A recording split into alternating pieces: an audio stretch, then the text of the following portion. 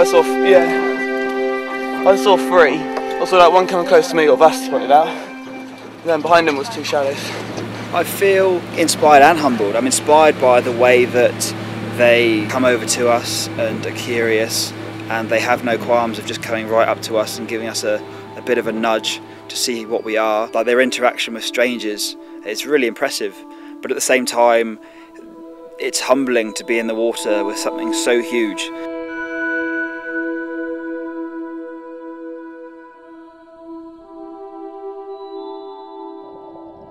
I remember the first time I was in the rib, I was quite nervous when the boat finally went out, because I started thinking about how deep the sea actually is and how small I would be in that deep sea.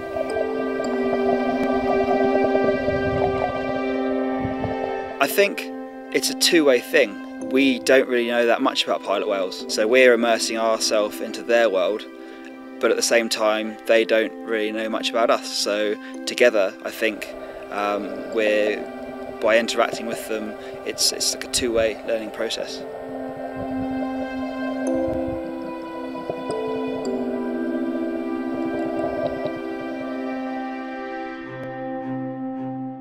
It's just the thing with seeing them under the water is that you see how smoothly and easily they move in the water, and that's something you don't see when you only look at the fin. And it's beautiful. It's amazing how they just like float around when they're super heavy animals, and it looks so easy for them to move around, and it's something you don't forget. It's really beautiful.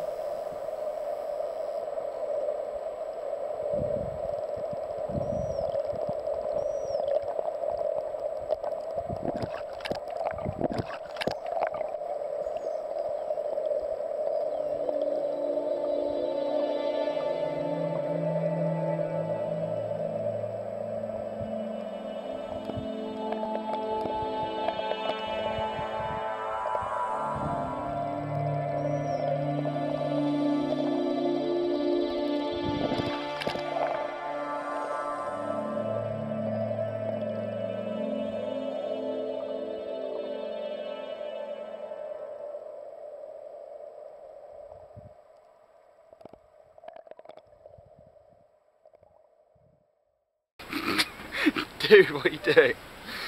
What's going on?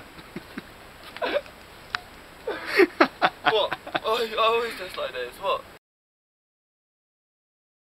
Just been doing some research, and apparently that's a really aggressive sign.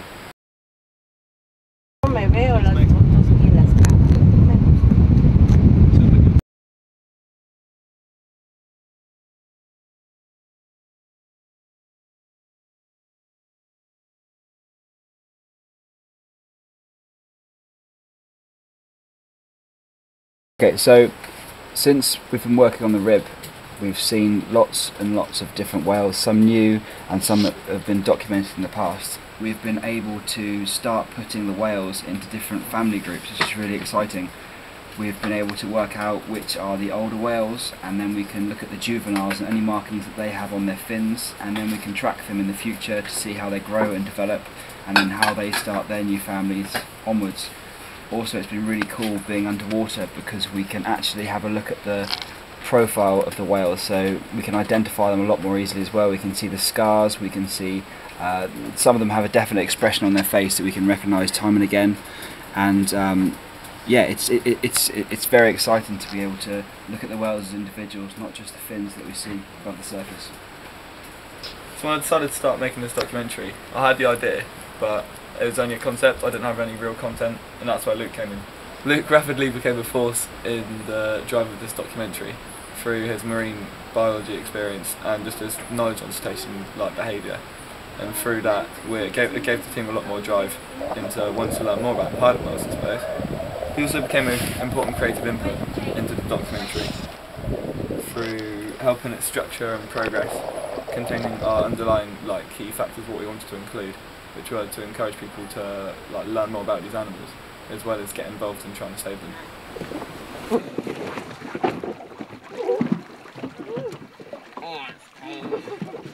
Well, at the moment I'm studying towards my Masters in Marine Biodiversity Conservation. So primarily I look at areas where conservation needs to take place in order to secure the safety of mammals, turtles and predominantly sharks. That's my real specialty. The things I do for conservation.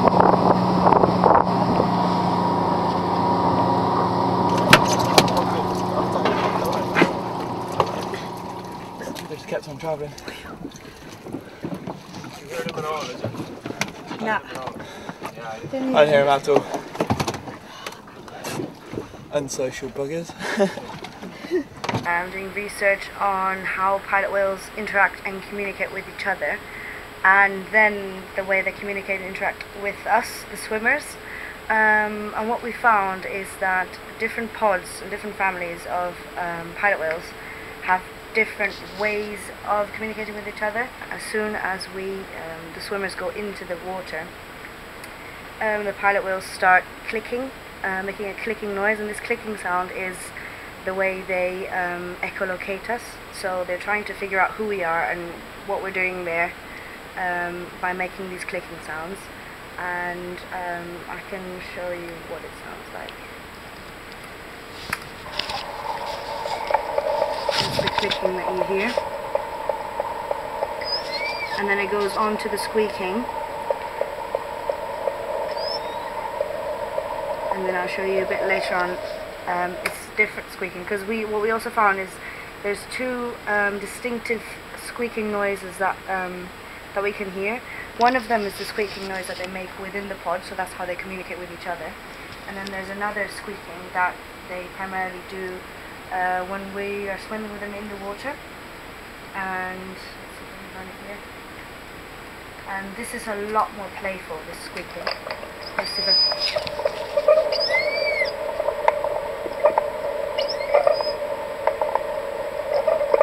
And in this particular interaction, they were really close to us, and they were actually interacting with us, loads coming towards us, swimming away again, coming back. And it clearly shows that they're playful, and squeaking is a lot different than from the squeaking noise that they make within the pod. What we're hoping to do is doing some more research, and hopefully in the future we'll be able to ID them from their noises, from their squeaks and their clicks maybe, and then it'll be a better way to get to know them more and get to know the different pods and the different families. She's been looking at the way that they communicate with each other and trying to put them together in families, pods and communities. She's been working really hard using the hydrophone and really trying to do something a little bit new with the research, to try and develop something that hasn't been done before, and hopefully it'll open the eyes of the locals so they can see that the whales are a lot like us. They have a lot of human characteristics, the way they live together and the way they communicate differently with different whales.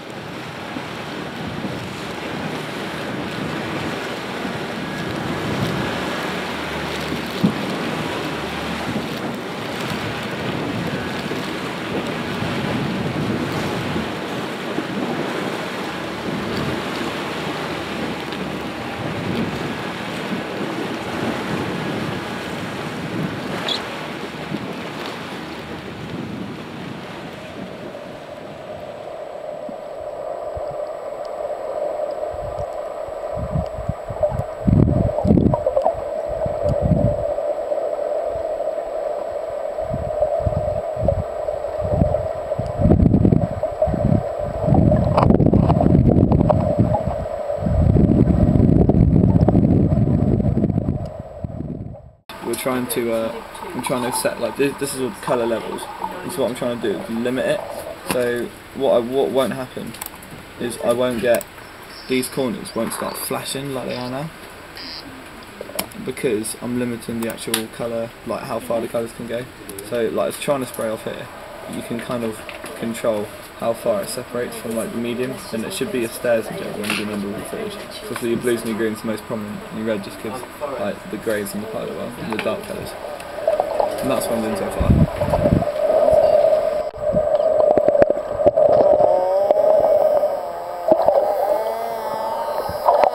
For this documentary, I needed someone with great media expertise, and when we found Chris. He's been perfect for the project. He has great determination, enthusiasm, lots of creativity, and of course huge interest in conservation. With his media skills, he's able to take footage and present it in a way which is digestible and provocative. You get a lot more practical barriers in terms of actually filming underwater than using different camera equipment, what you're not really used to. Yeah, you get really frustrated sometimes. You laugh to hide the tears. We've got, from our beautiful music producer Nick Kingsley, we've got Serious Whales, which is imaginatively named Chris White's documentary. It's got a lot of atmosphere to it. Grande. Yeah. And then we've got this, my favourite, which you'll hear throughout the documentary. And then you've got, it's beautiful, really atmospheric. And then you've got a complete contrast, this stuff.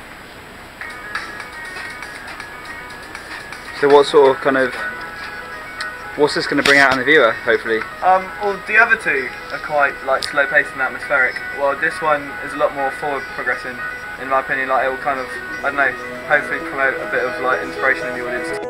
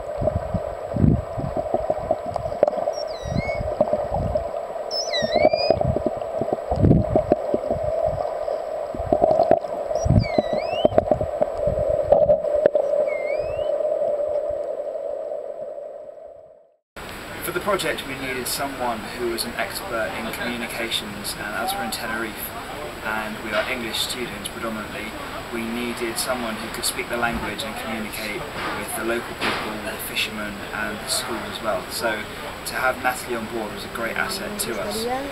Saber y investigar también si se comportan en diferente manera durante otras partes del día y sí, eso. Y por eso nos gustaría saber si sería posible que salgamos al mar con el RIP anoche también. Bueno, perfecto. ¿Y sería posible esta noche ya? Ah, bueno, perfecto. A las 6. Ok, muchas gracias. Entonces nos vemos a las 6 esta noche. Ok, adiós. A un grupo de 9 por la mañana. De 9 ballenas de pelote. ¿Pero con bebés? Sí, 2 bebecitos. ¿Dos? 2. No, pero muy cerca, muy cerca. No, cerca no. Eran pues cerca. Como 5 metros. Pero eso no es cerca. ¿Y no te da miedo? No. Son mansas. She's been great talking to the locals and encouraging them to get involved with the project and helping us in the boats, as well as the work she's done with the whales.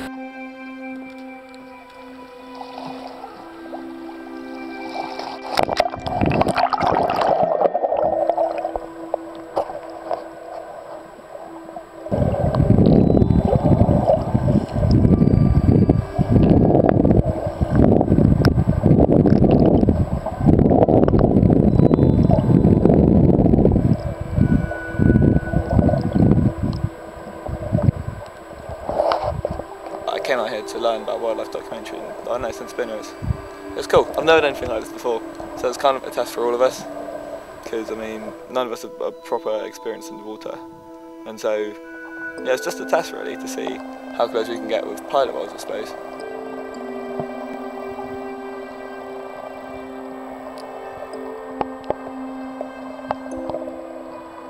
So the only thing you see when you're on the tourist bus is the dorsal fin, and it's beautiful seeing a dorsal fin and seeing the head pop up and stuff, but it's nothing compared to seeing them under the water.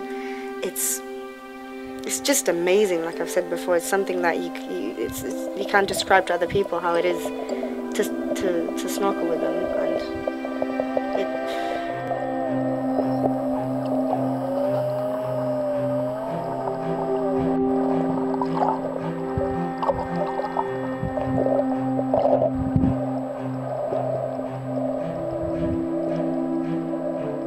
I think that as soon as you enter the water with the pilot whales, all normal research stops.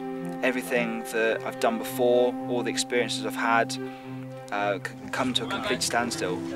You're face to face with these huge animals, and you're there kind of exchanging a glance, you're there in their world, and suddenly it's not so much that you're doing some research on them, they're doing their research on you as well. They're coming up to you, investigating what you are, what you're doing in their home. So from a research point of view, it's been really enlightening to find out that it's not just me doing the research in the water, that they're actually having a good look at us and finding out what we're doing there and how we exist in their world.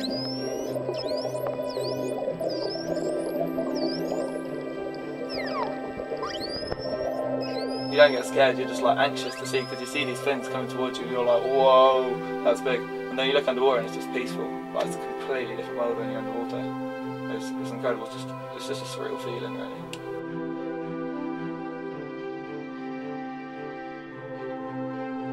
They're such beautiful creatures, and the way they swim makes it look so easy, the way they just float in the water. And apart from me feeling humbled, it's also incredibly interesting to see how they interact with each other, and even with us.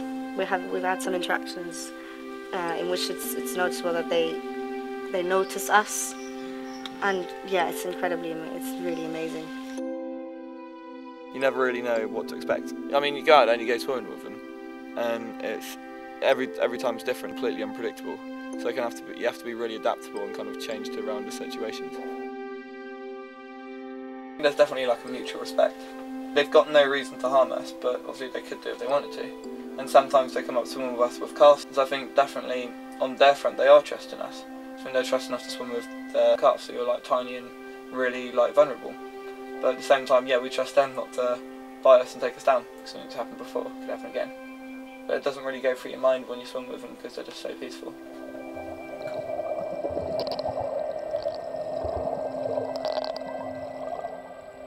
You feel like you build up a certain trust with them.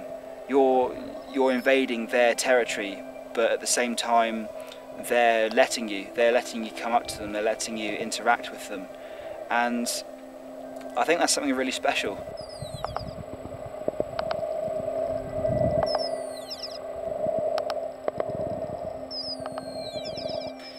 It's been important to have 3 of us on board in this project, with the research, the media production and communications. All 3 of these are essential. Without one, the other 2 wouldn't work on their own.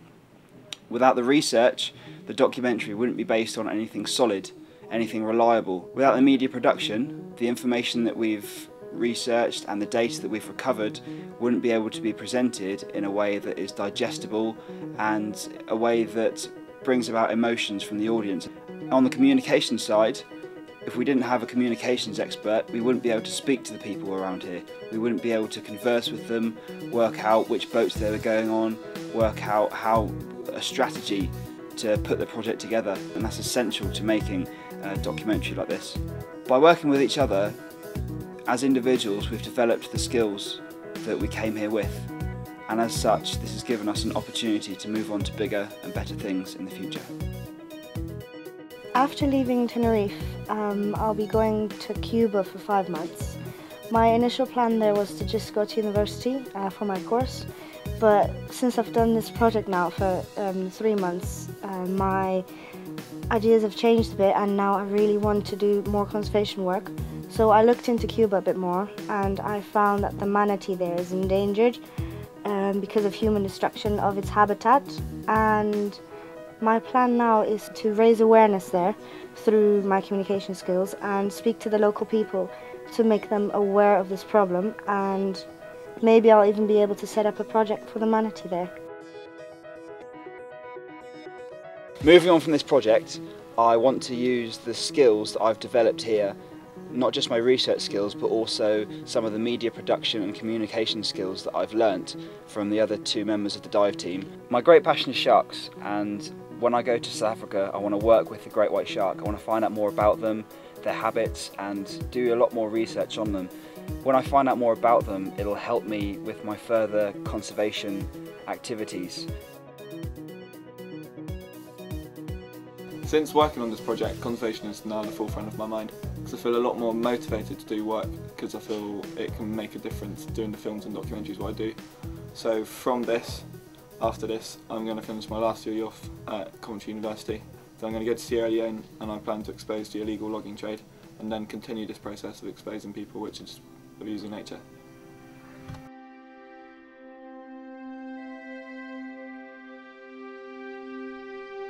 Swimming with pilot whales has changed my idea of conservation, simply because being in the water with them makes you realise that they are very similar to humans through their social behaviour. Since working on this project, my eyes have been opened to a different form of conservation. In the future, I hope to work alongside people such as Chris and Natalie in order to produce a documentary that will affect the local communities where endangered animals are found. This project has changed the direction of my career, as I realise I can work in a field where I actually make a difference with the work I'm producing.